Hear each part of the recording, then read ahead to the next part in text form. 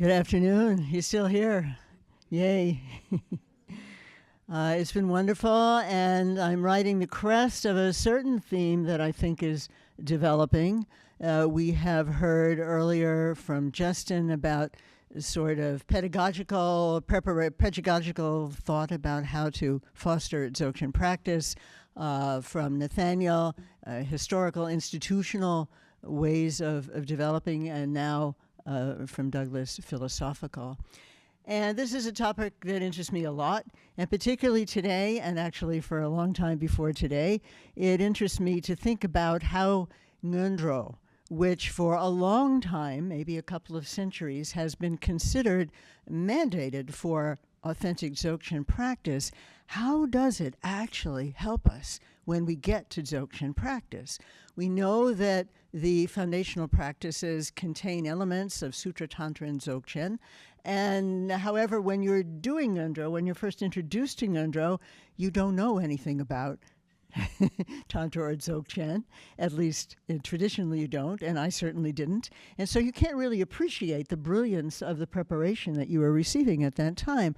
But after a while, one does begin to reflect.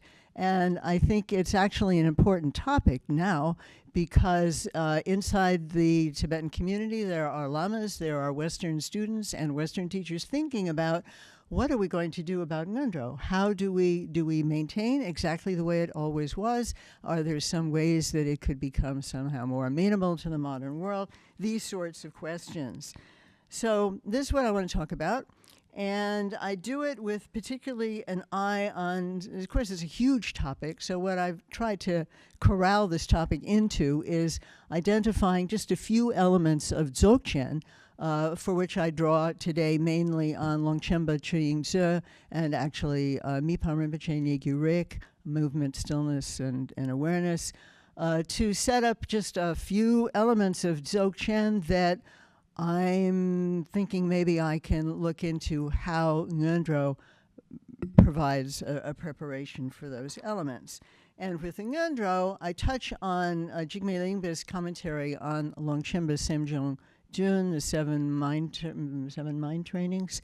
And mainly, I draw from Adzom Trukpa's Tarlam Seldren, his commentary on the same Jigme Lingpa poem that Pato Rinpoche famously comments on in Words of My Perfect Teacher in a slightly shorter text, Lamplight on Your Path, which I and some colleagues have just kind of sort of finished really done after a long time translating it.